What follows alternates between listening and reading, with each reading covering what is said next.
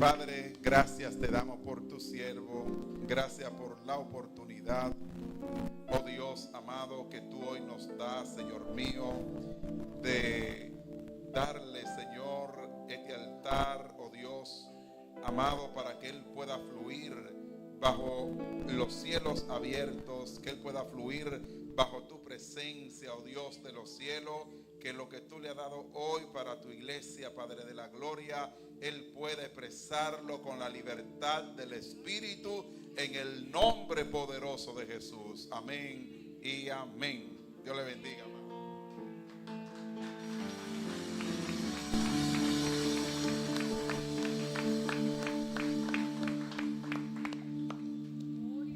Qué bueno es el Señor. Dios le bendiga en esta noche. Dios le bendiga en serio. Quiero compartir la palabra con ustedes hoy. Aleluya. En el Evangelio de Juan, capítulo 19.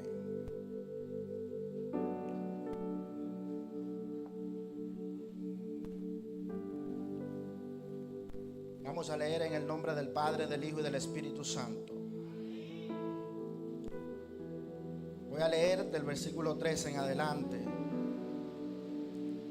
Dice: entonces Pilato, oyendo esto, llevó fuera a Jesús y sentó en el tribunal en el lugar llamado en el enlosado y en hebreo Gábata. Era la preparación de la Pascua y como la sexta hora. Entonces dijo a los judíos: he aquí vuestro rey. Pero ellos gritaron: fuera, fuera, crucifícale. Pilato le dijo: a vuestros reyes de crucificar.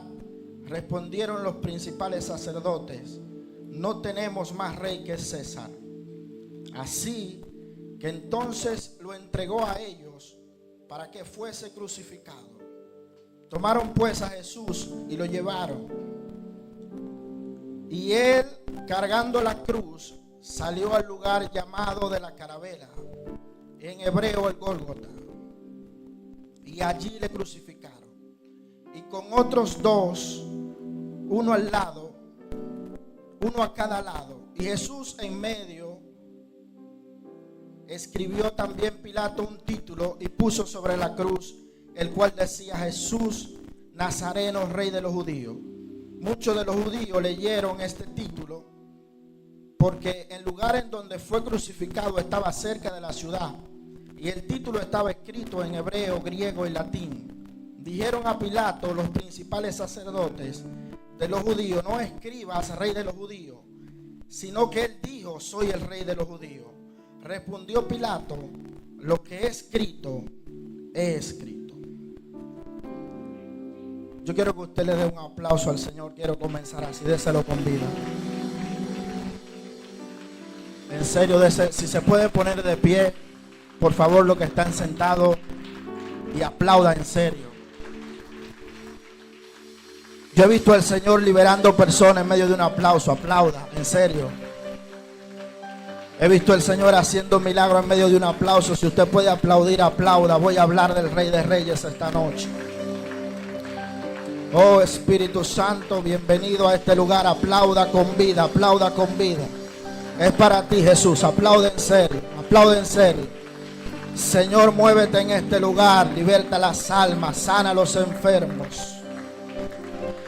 Todo lo que se mueva que no es tuyo queda sujeto a la palabra en esta noche. Aplauda, aplauda, aplauda. Señor, recíbelo. Aplauda, aplauda que Él está vivo. Aplauda que está vivo. Aplauda, aplauda. Señor, gracias. Ese Espíritu Santo, bienvenido, bienvenido, bienvenido, bienvenido. Yo sé que tú estás en este lugar.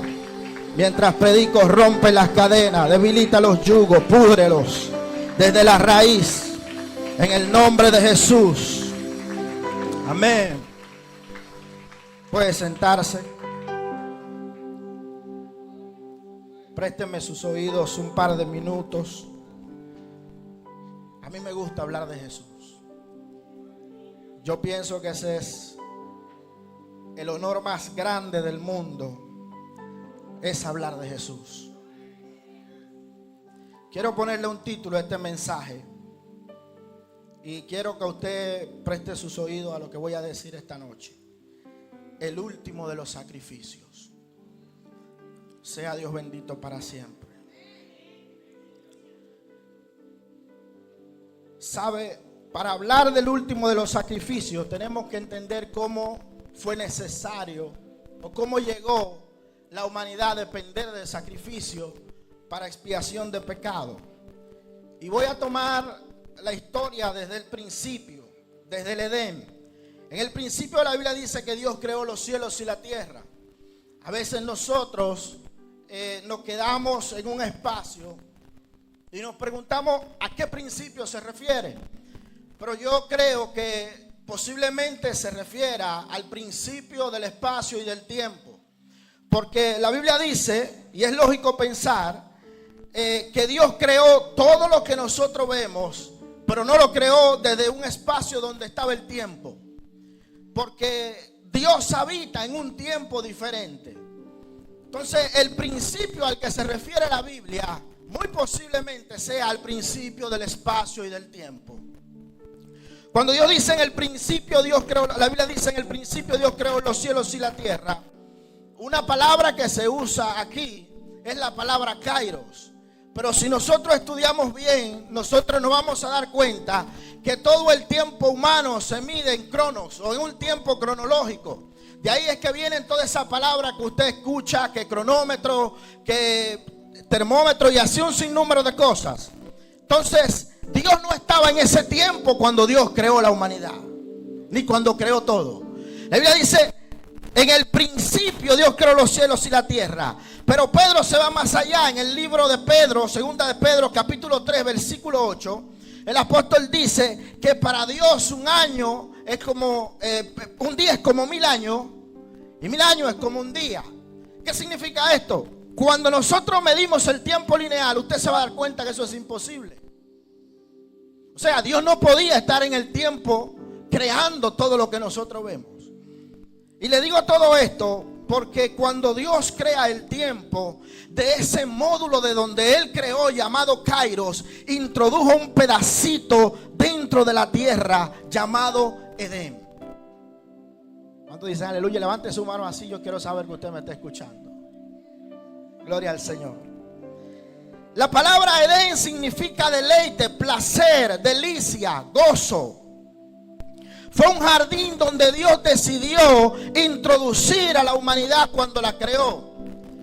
Y voy a comenzar por aquí porque en muchas actividades, a veces yo estoy predicando campaña y se me han acercado algunas personas no cristianas y me han dicho, si Dios es tan bueno y Dios es real como tú estabas predicando, ¿por qué hay tanta maldad? ¿Por qué hay tanta guerra? ¿Por qué hay tanta gente mala? ¿Por qué hay tanta gente que se muere?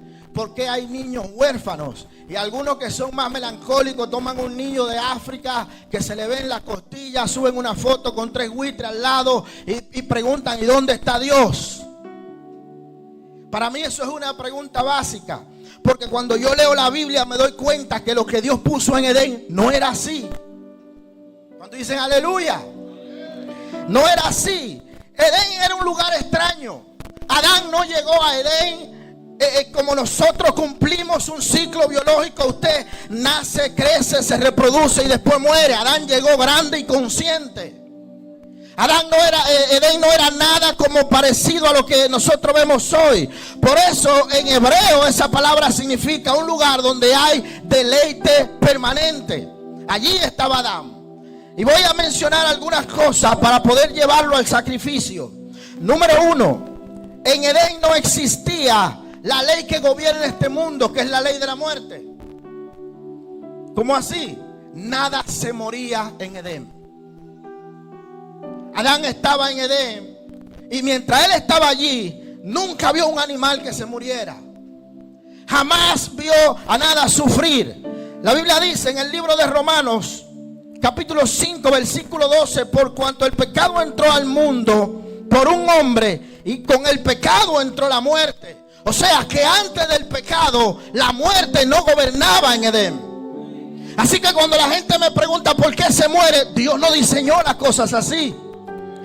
Dios no hizo nada para que el hombre se muriera. De hecho, Adán no tenía conciencia de lo que significaba la muerte, porque nunca la había visto. Número 2. Adán y Eva llegaron, como dije anteriormente, conscientes. Ellos no necesitaron crecer para madurar. Ellos llegaron maduros a Edén. O sea, Adán llegó allí y ya Adán tenía conocimiento de todo. Mire, la Biblia dice en el libro de Génesis capítulo 2 versículo 19: y Jehová formó pues de la tierra a todas las bestias del campo y las trajo a Adán para que la nombrara. Mire, yo tengo un título en biología y hay muchas especies y se han extinguido más de las que hay. Eso me deja entender a mí que Adán tenía un coeficiente intelectual bastante alto. No era un bobo. El hombre sabía y Dios lo llevó porque Dios sabía que él podía hacerlo.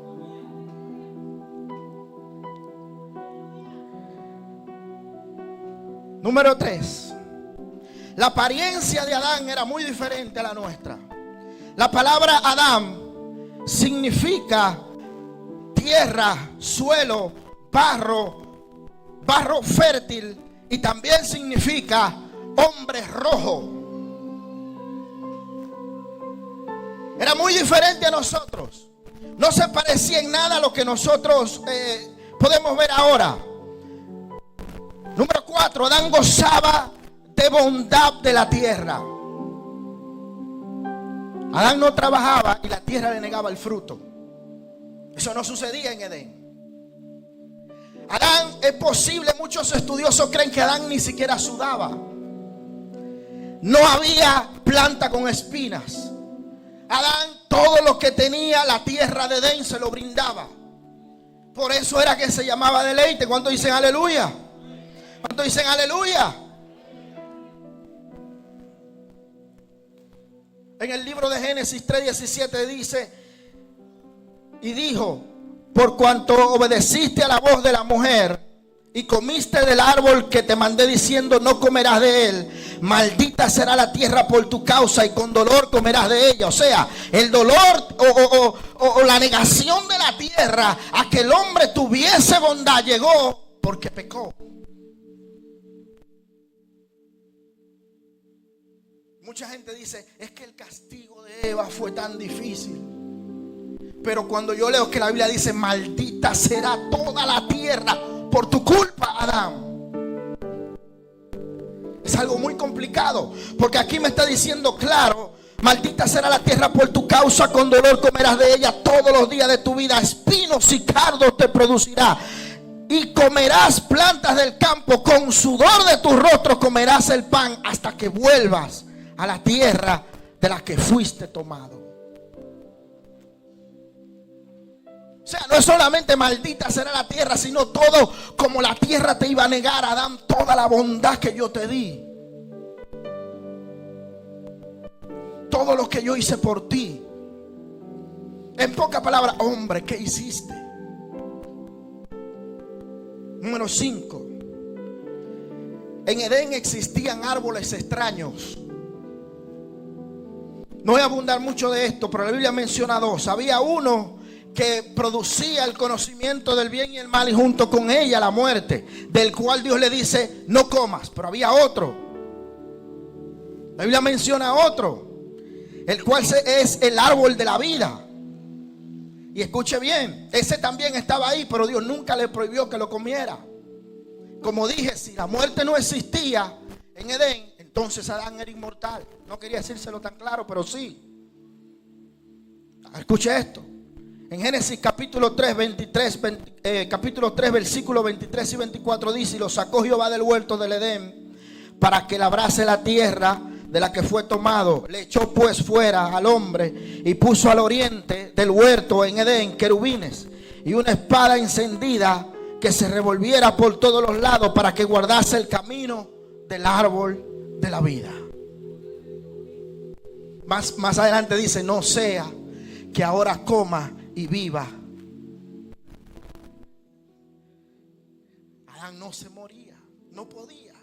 Él tenía acceso a ciertas cosas que Dios le había dado como privilegio. La única cosa que él tenía que hacer era no comer del árbol que le propiciaba la muerte. Nunca le prohibió que comiera del que le daba la vida. ¿Cuántos dicen aleluya? Número 6. Inexistencia de un mundo salvaje. En el libro de Isaías capítulo 11 versículo 7, muchos creen que Isaías se refería a la restauración de todo cuando dijo esto. Escuche bien. Dice, morará el lobo con el cordero. Eso es imposible. Eso es imposible. Cualquier persona sabe que el nicho ecológico del lobo es un depredador y que la oveja es una víctima. Pero escucha lo que dice Isaías. Morará el lobo con el cordero, el leopardo con el cabrito se acostará, el becerro y el león y la bestia doméstica andarán juntos, y el niño lo pastoreará. La vaca y la osa pasearán, sus crías se echarán juntas, y el león como un buey comerá paja.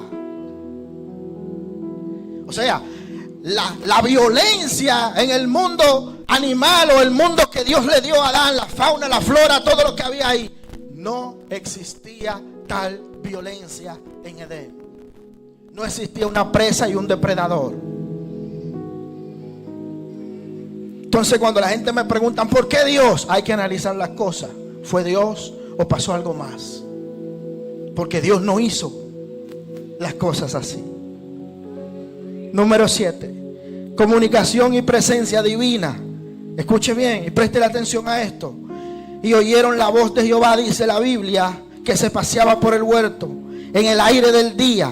Y el hombre y la mujer se escondieron. O sea, Dios se paseaba en el huerto. No había que echar una guerra espiritual reprendiendo 15 malicia. No, Dios estaba ahí. Se paseaba en el huerto. Pero cuando Adán peca, escuche bien, algo extraño sucede. Demasiado. Mire, no es normal. Si yo llego a mi casa y toco la puerta y mi hijo se esconde y sale corriendo de mí, yo digo, algo no está bien. Cuando Adán peca, escuche bien, dice que Adán sintió a Dios paseándose y tuvo miedo.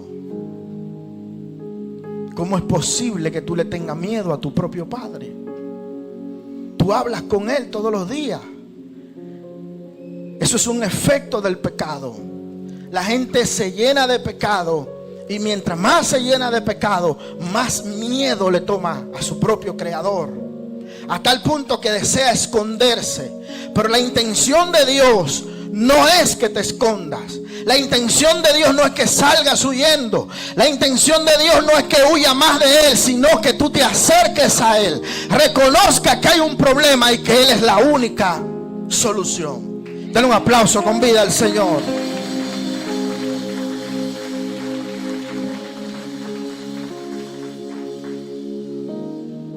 Para mí eso que pasó ahí fue una catástrofe.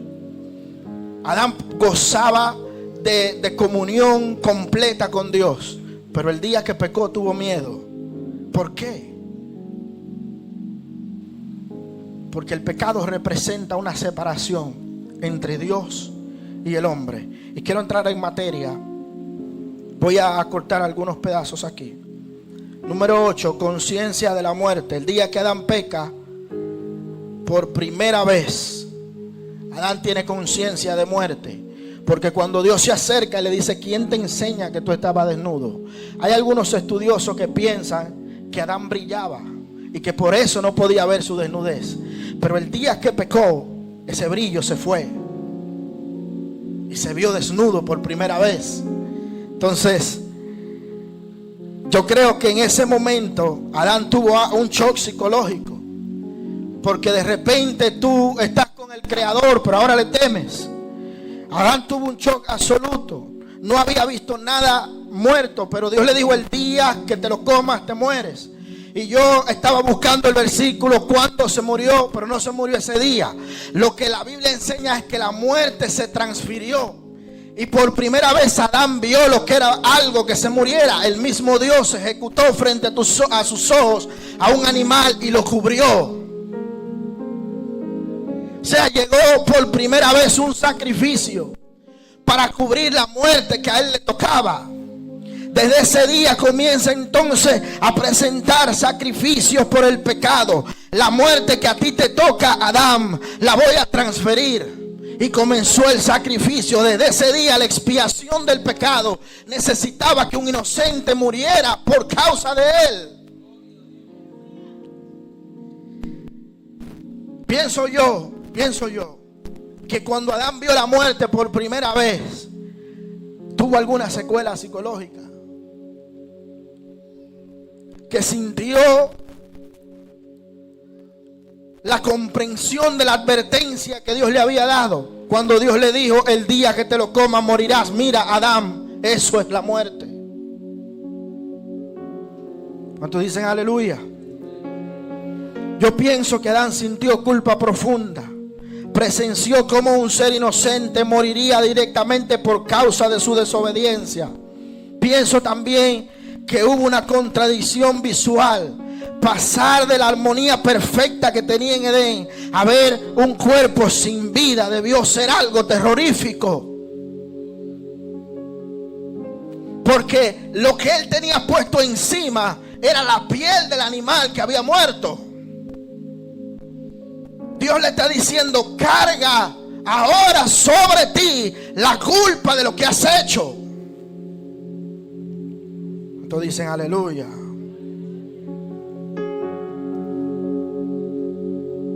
Yo pienso que ese día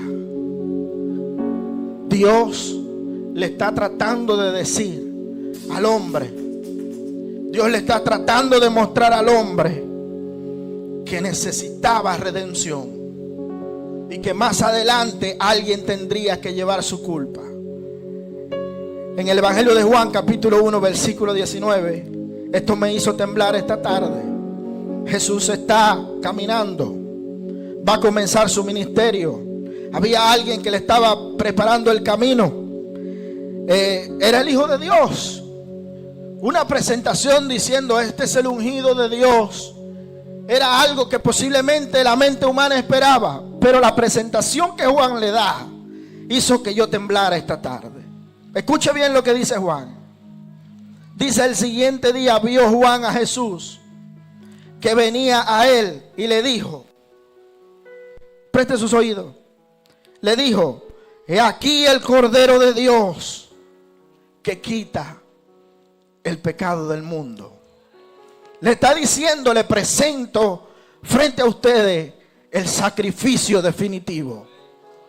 Hermano, a mí me dicen eso y yo salgo huyendo.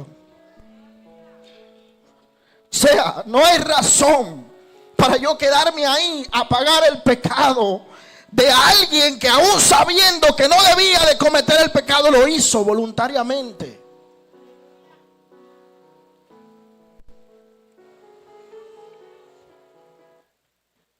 Voy a hacer una pausa aquí y voy a abrir un paréntesis. No voy a abundar mucho sobre eso. Principio número 10. Escuche bien.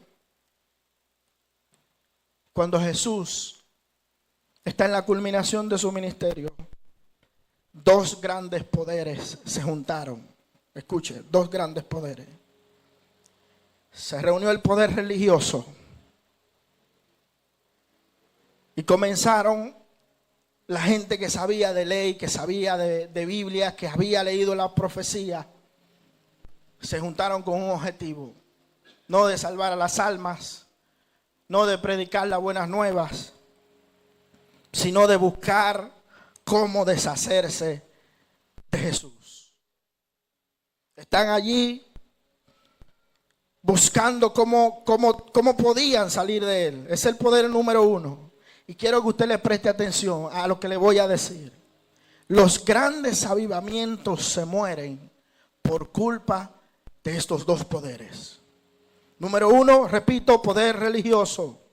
Estaban allí. El poder religioso no le interesa que el reino crezca. Jesús estaba haciendo que la gente se convirtiera, que abandonaran el pecado. El poder religioso solo le interesaba que estaban perdiendo prestigio, que ya la gente no visitaba tanto la sinagoga, sino que se iban a escuchar al carpintero cuando estaba en el monte. Jesús comenzaba a hablar una cruzada, 4,000 personas. en un monte, en un desierto.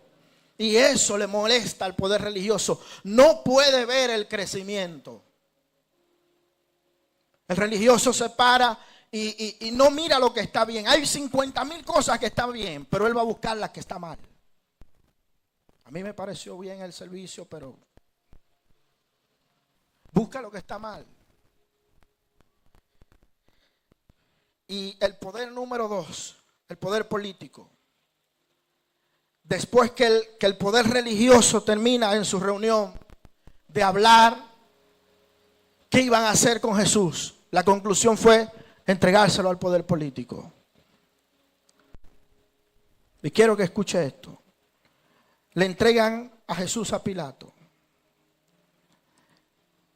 Allí comienza un juicio. Llaman a los juristas, los que saben de leyes. Llaman a los que saben de la Biblia. Están todos reunidos. El poder religioso ya había determinado la sentencia. El poder político no sabía qué hacer. Ya el poder religioso había terminado el interrogatorio. Pero el poder político no sabe por dónde proseguir. Y el poder político que representa a Pilato le pregunta: necesito que tú te pongas de acuerdo conmigo. ¿Quién tú eres? ¿De dónde vienes? Y comienza un diálogo. Jesús está tranquilo, responde algunas cosas, otras no. Pero dice que el poder político intentaba liberar a Jesús. Pero el poder religioso de una forma cruel gritaba desde abajo: fuera, fuera, crucifíquenlo. El poder político responde: voy a crucificar a su rey. Y el poder religioso vuelve y grita: fuera, fuera, crucifíquenlo.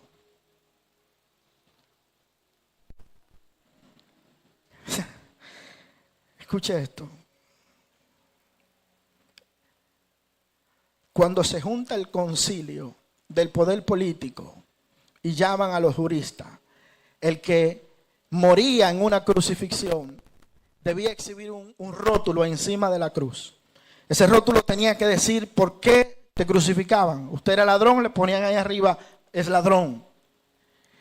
Si era un asesino, le ponían encima el acta de rótulo del decreto en 3 idiomas, que era un asesino. Pero cuando están todos reunidos, dicen: hay un problema. No encontramos la causa. Pilato se para y le dice: yo la tengo. Coloquen en el acta del rótulo del decreto: Jesús de Nazaret, Rey. Denle un aplauso al Señor.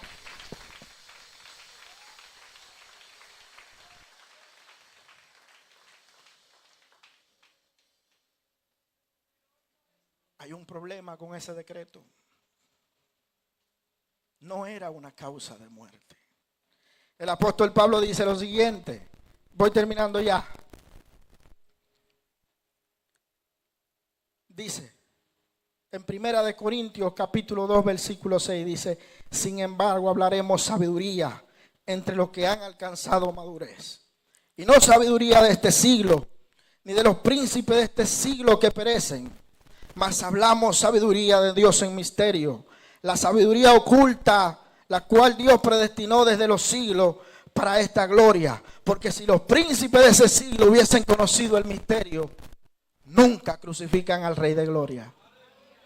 ¿Cuál era el misterio? Que el que mata a un inocente se convierte en homicida. Y el que es un homicida es reo de muerte.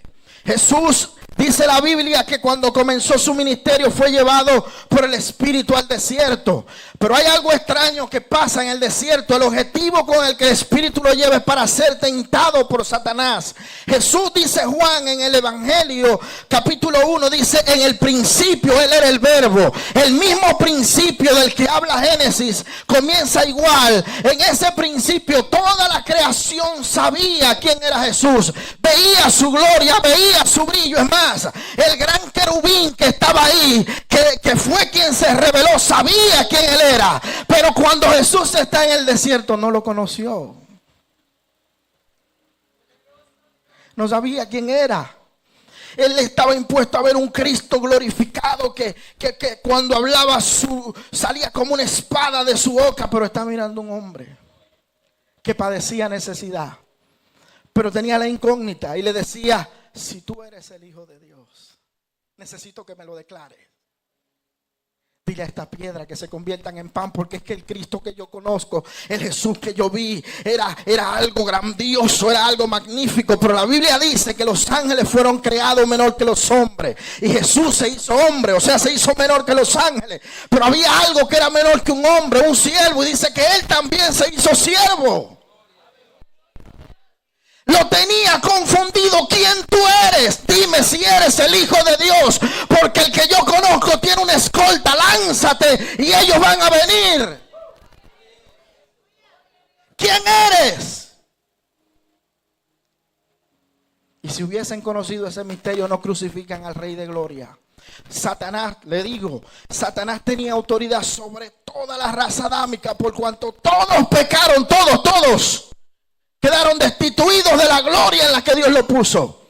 Si usted analiza la Biblia, Lucifer, Samael, que el Señor lo reprenda como lo llamen, no tenía reino. Pero cuando está en el desierto le muestra los reinos de la tierra y dice: a mí me han sido entregados. ¿Quién se lo dio? ¿De quiénes eran? Eran tuyos, haga si eran míos. Eran míos. Yo gobernaba en la tierra, dice la Biblia. Y Satanás entonces dice: a mí me han sido entregados. Pero había alguien que él no podía tocar. ¿Cuántos dicen aleluya? Presentan el acta, 3 idiomas. El poder religioso se mofa.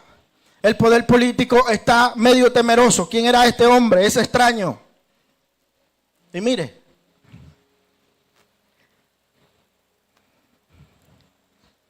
hay cosas que son terribles. Yo creo que solamente Jesús la pudo haber pasado. Porque el día que gritaron crucifíquenlo, ahí estaban personas que él había sanado. Ahí había gente que él le impuso la mano y le quitó la lepra. Posiblemente alguien que resucitó. El poder religioso no agradece. Sea Dios bendito para siempre. Voy a cortar aquí, póngase de pie. Si es tan amable.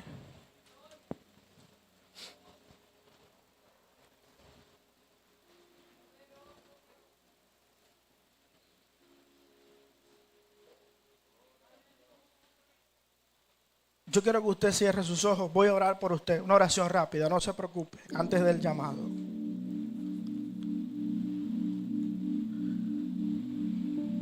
Y quiero que usted escuche esta palabra que voy a concluir con ella. Libro de Colosenses, capítulo 2, versículo 14. El día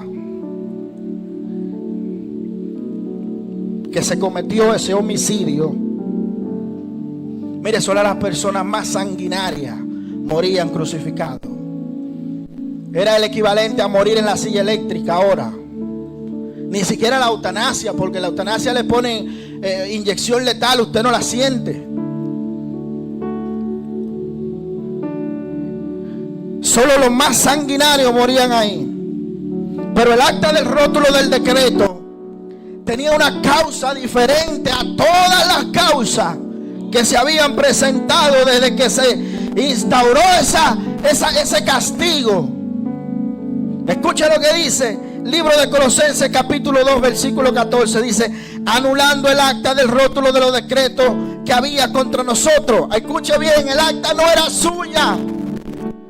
El acta no era de Jesús, era suya. La condena no era de Jesús, era suya.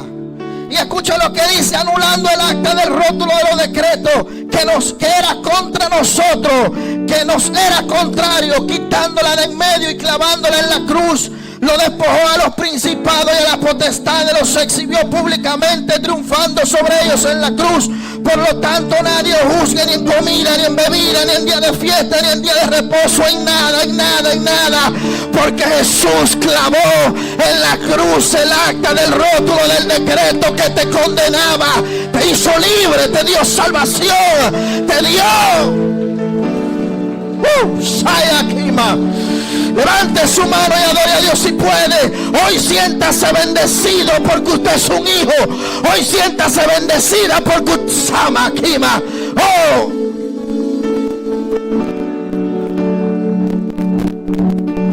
voy a hablar con los hijos esta noche. Voy a hablar con los hijos esta noche. Alguien grite amén porque usted es un hijo.